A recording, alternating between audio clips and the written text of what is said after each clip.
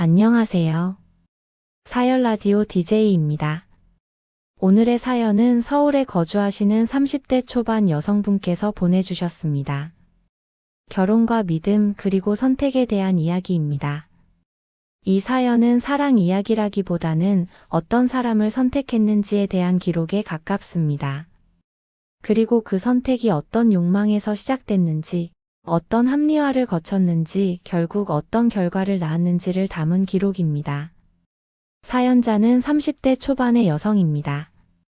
전문대를 졸업하고 서울의 한 중소기업에서 비서로 일하고 있었습니다. 그녀는 스스로를 이렇게 표현했습니다. 열심히 살았지만 인생이 잘 풀리진 않았다고. 특별할 것 없는 학력, 특별할 것 없는 직장, 특별할 것 없는 일상. 그게 자신이라고 생각했습니다. 주변 친구들은 하나둘 결혼했습니다. 괜찮은 남자를 만나고 결혼식을 올리고 SNS에 행복한 사진을 올렸습니다. 그녀는 그 사진들을 보며 조급해졌습니다. 자신만 뒤처지는 것 같았습니다. 자신만 제자리에 있는 것 같았습니다. 그녀에게는 열등감이 있었습니다. 인정하고 싶지 않았지만 분명히 있었습니다. 대학을 나온 친구들, 대기업에 다니는 친구들, 전문직 남자친구를 둔 친구들. 그들과 자신을 비교했습니다. 그리고 자신이 부족하다고 느꼈습니다.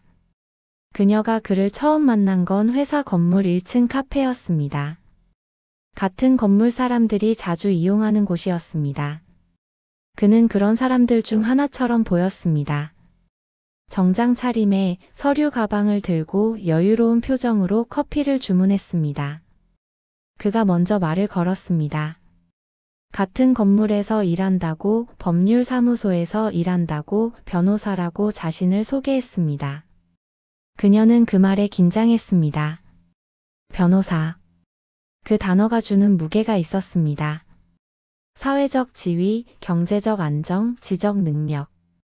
그 모든 것이 한 단어에 담겨 있었습니다. 그녀는 자신이 비서라고 말했습니다. 그리고 그 순간 격차를 느꼈습니다. 변호사와 비서. 전문직과 보조 업무. 그 사이에는 보이지 않는 선이 그어져 있었습니다. 하지만 그는 그녀를 무시하지 않았습니다. 오히려 관심을 보였습니다. 어떤 일을 하는지 물었고 이야기를 들어줬고 다음에 또 만나자고 말했습니다. 그녀는 놀랐습니다. 이런 사람이 자신에게 관심을 보인다는 게 믿기지 않았습니다. 그날 이후 그는 자주 그녀 앞에 나타났습니다. 건물 로비에서, 점심시간 식당에서, 퇴근길 엘리베이터에서. 우연처럼 보였지만 횟수가 너무 많았습니다. 하지만 그녀는 의심하지 않았습니다. 아니, 의심하고 싶지 않았습니다.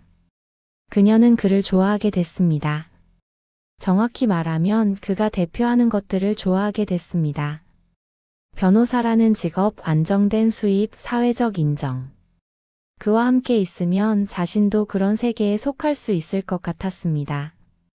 그녀는 친구들에게 자랑하고 싶었습니다. 자신도 이제 괜찮은 남자를 만났다고, 변호사를 만나고 있다고 말하고 싶었습니다. 그래서 친구들 앞에서 자신이 뒤처지지 않았다는 걸 증명하고 싶었습니다. 이것은 사랑이 아니었습니다. 그녀도 알고 있었습니다.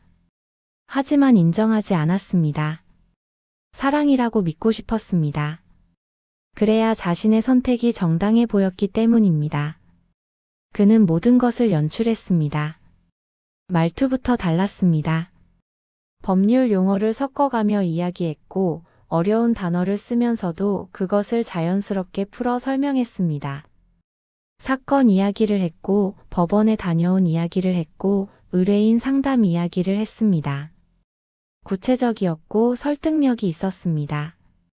옷차림도 완벽했습니다. 항상 정장을 입었고 구두는 깨끗하게 닦여 있었고 시계는 고급스러워 보였습니다. 서류 가방을 들고 다녔고 법률 서적을 가지고 있었고 명함을 건넸습니다. 명함에는 법률사무소 이름과 그의 이름이 인쇄되어 있었습니다. 행동도 여유로웠습니다. 식사할 때 가격을 보지 않았고, 계산할 때 망설이지 않았고, 그녀에게 부담을 주지 않으려는 배려가 느껴졌습니다. 그녀는 그가 경제적으로 여유 있다고 믿었습니다. 하지만 지금 돌이켜보면 모든 것이 허세였습니다. 말투는 인터넷에서 배운 것이었고, 옷은 대출로 산 것이었고, 명함은 인쇄소에서 만든 가짜였습니다. 그는 변호사가 아니었습니다. 같은 건물 법률 사무소를 드나들던 거래처 직원이었습니다. 그것도 정규직이 아닌 프리랜서에 가까운 위치였습니다. 하지만 그녀는 몰랐습니다. 아니, 알려고 하지 않았습니다. 의심스러운 순간들이 있었습니다. 그는 법률사무소 동료를 한 번도 소개해주지 않았습니다. 회식 자리에 그녀를 초대한 적도 없었습니다. 구체적인 사건 이야기는 했지만 동료 변호사나 사무실 내부에 대한 이야기는 하지 않았습니다. 그녀가 법률사무소에 가보자고 했을 때 그는 거절했습니다. 바쁘다고, 의뢰인 정보 때문에 외부인은 들어갈 수 없다고, 다음에 기회 되면 보여주겠다고 말했습니다. 그녀는 그 말을 믿었습니다. 믿고 싶었습니다. 연애한 지 6개월쯤 됐을 때 그가 결혼 이야기를 꺼냈습니다. 빨랐습니다. 하지만 그녀는 기뻤습니다. 드디어 자신의 인생이 달라질 거라고 생각했습니다. 변호사의 아내. 그 타이틀이 주는 만족감을 상상했습니다. 그는 모든 것을 준비하겠다고 말했습니다. 집도 구하고 차도 새로 사고 결혼식도 준비하겠다고 했습니다. 그녀는 고마웠습니다. 동시에 자신이 아무것도 준비하지 못하는 것에 대한 미안함도 있었습니다. 하지만 그는 괜찮다고 말했습니다. 사랑하는 사람을 위한 일이라고, 이 정도는 당연하다고 말했습니다. 양가 상견례가 있었습니다. 그의 부모님을 만났습니다. 어머니는 자상했고 아버지는 과묵했습니다. 평범한 부모님처럼 보였습니다. 그녀는 안심했습니다. 그리고 친구들에게 자랑했습니다. 시댁도 좋고 남편도 좋고 모든 게 완벽하다고 말했습니다. 하지만 그들은 그의 부모가 아니었습니다. 가족대행 서비스로 고용된 배우들이었습니다. 돈을 받고 부모 역할을 하는 사람들이었습니다. 그녀는 그때 몰랐습니다. 아니, 이상하다고 느끼면서도 확인하지 않았습니다. 결혼식은 조촐했습니다. 그가 원했습니다. 화려할 필요 없다고, 소중한 사람들만 초대하자고 말했습니다. 그녀도 동의했습니다. 사실 큰 결혼식은 부담스러웠습니다. 비용도 사람들의 시선도. 신혼집으로 이사했습니다. 깨끗한 아파트였습니다. 넓지는 않았지만 두 사람이 살기에는 충분했습니다. 가구도 새로 샀고 가전제품도 최신형이었습니다. 그녀는 만족했습니다. 이제 새로운 삶이 시작된다고 믿었습니다. 결혼 생활이 시작됐습니다. 그는 매일 출근했습니다. 정장을 입고 서류 가방을 들고 나갔습니다. 늦게 퇴근했습니다. 바쁜 변호사니까 당연하다고 그녀는 생각했습니다. 하지만 생활비는 항상 부족했습니다. 그는 이번 달은 사건이 없어서 수입이 적다고, 다음 달에는 큰 사건이 들어와서 괜찮을 거라고 말했습니다. 그녀는 믿었습니다. 그리고 자신의 월급으로 생활비를 채웠습니다. 시간이 지나면서 이상한 점들이 더 많이 보였습니다. 그의 부모님은 한 번도 집에 오지 않았습니다. 명절에도 생일에도 오지 않았습니다. 그는 부모님이 편찮으시다고, 지방에 사셔서 올라오시기 힘들다고 말했습니다. 그의 전화번호도 자주 바뀌었습니다. 업무상 필요하다고, 의뢰인들 때문에 번호를 여러 개 쓴다고 말했습니다. 그녀는 이해하려 했습니다. 하지만 마음 한구석에는 의심이 있었습니다. 뭔가 잘못됐다는 느낌. 하지만 그녀는 그 의심을 밀어냈습니다. 왜냐하면 이 결혼이 무너지면 자신이 너무 초라해지기 때문이었습니다. 친구들에게 자랑했던 결혼, SNS에 올렸던 행복한 사진들, 변호사의 아내라는 타이틀. 그 모든 것이 거짓이 되는 순간 자신은 무엇이 되는가? 그게 두려웠습니다. 진실보다 체면이 더 중요했습니다. 결혼한 지 1년쯤 됐을 때 그녀는 임신했습니다. 기쁜 소식이었습니다. 그도 기뻐하는 것처럼 보였습니다. 더 열심히 일하겠다고, 아이를 위해 최선을 다하겠다고 말했습니다. 하지만 생활은 나아지지 않았습니다. 오히려 더 힘들어졌습니다. 생활비는 여전히 부족했고 그녀가 일을 그만두면서 수입은 더 줄어들었습니다. 그는 곧 괜찮아질 거라고, 조금만 참으라고 말했습니다. 임신 7개월이 됐을 때 그녀는 미용실에 갔습니다.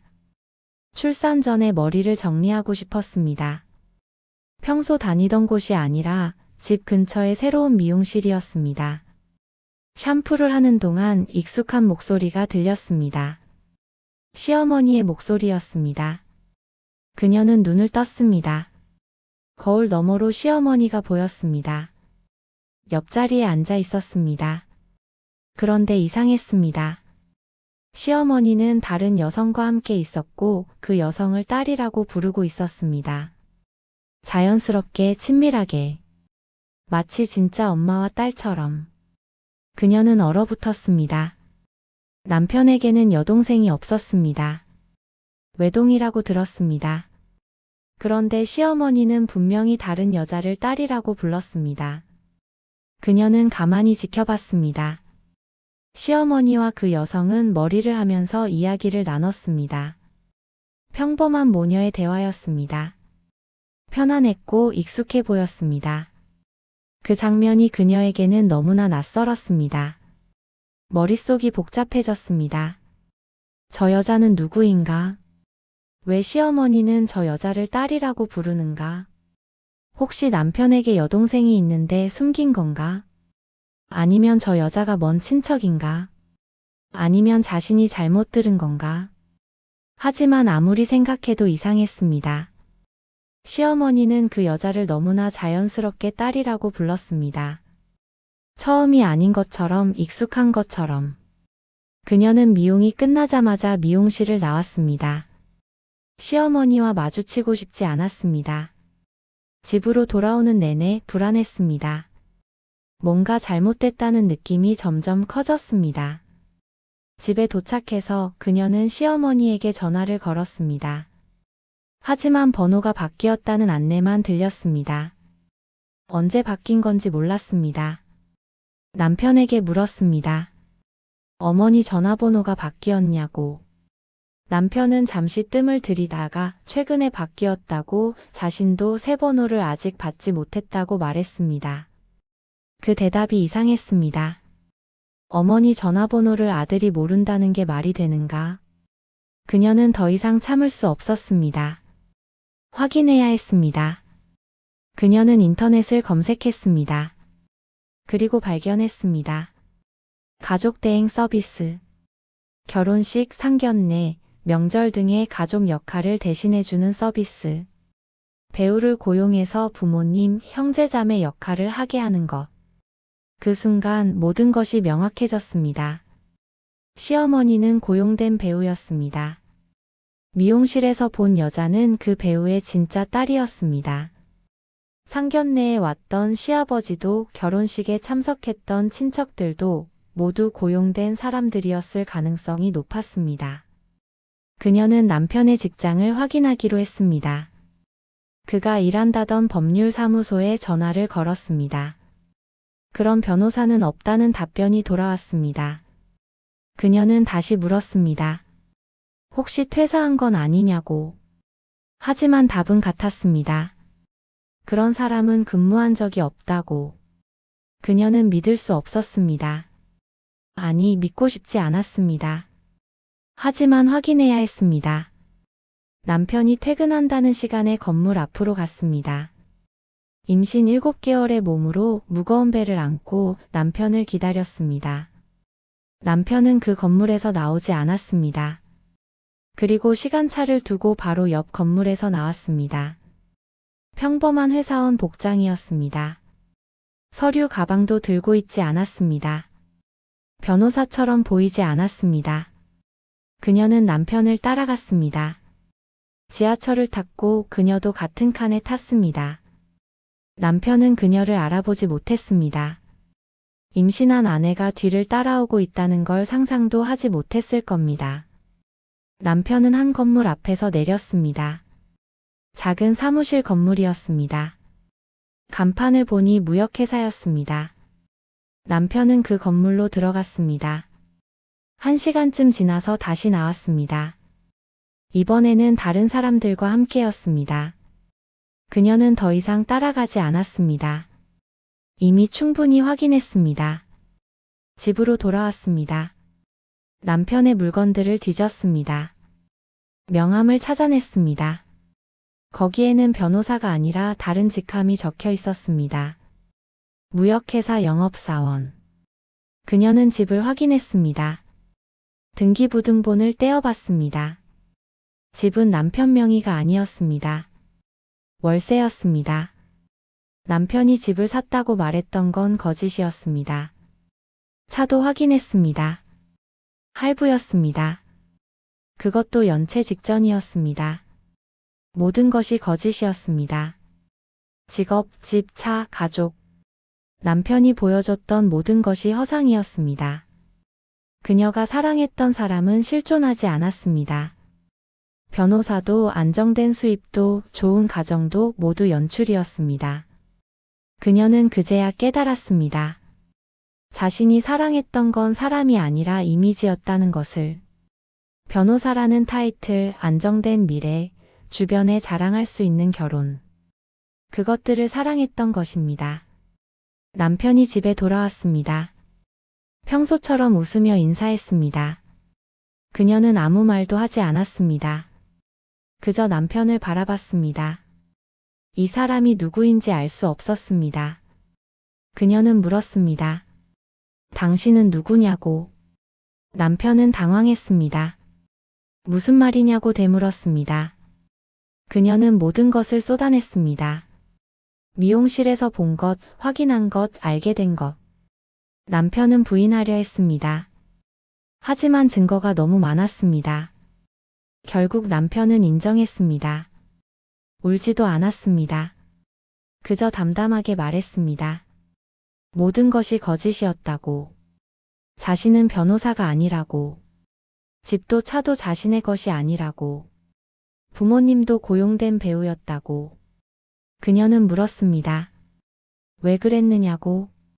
남편은 대답했습니다. 당신을 만나고 싶었다고. 하지만 있는 그대로의 모습으로는 당신이 자신을 선택하지 않을 것 같았다고. 그래서 거짓말을 했다고. 처음엔 잠깐만 그럴 생각이었는데 점점 돌이킬 수 없게 됐다고. 그 말을 들으며 그녀는 깨달았습니다. 남편만 거짓말을 한 게 아니라는 것을. 자신도 거짓말을 했다는 것을. 사랑한다고, 이 사람이면 된다고, 행복하다고. 하지만 실제로는 변호사라는 타이틀이 좋았고, 주변에 자랑할 수 있는 결혼이 좋았고, 자신이 뒤처지지 않았다는 증명이 필요했던 것입니다. 그녀는 분노보다 수치심을 먼저 느꼈습니다. 자신이 얼마나 어리석었는지, 얼마나 허영에 빠져 있었는지, 얼마나 많은 신호를 외면했는지. 그 모든 것이 부끄러웠습니다. 임신 7개월이었습니다. 뱃속에는 아이가 있었습니다. 도망칠 수 없었습니다.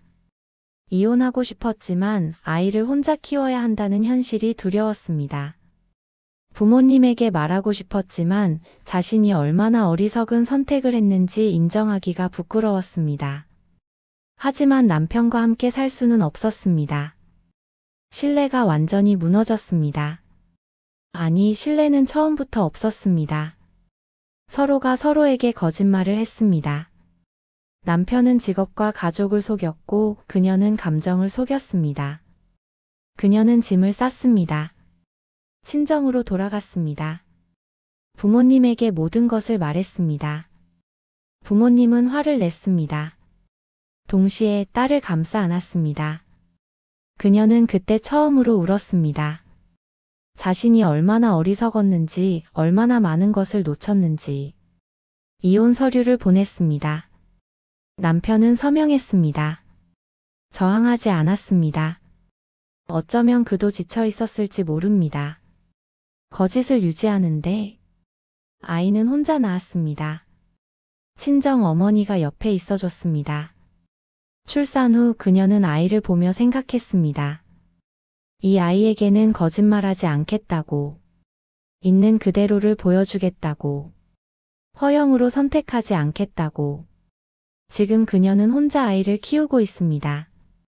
쉽지 않습니다. 경제적으로도 정서적으로도 힘듭니다. 주변 사람들의 시선도 부담스럽습니다. 한때 자랑했던 결혼이 이렇게 끝났다는 사실이 부끄럽습니다. 하지만 그녀는 후회하지 않습니다.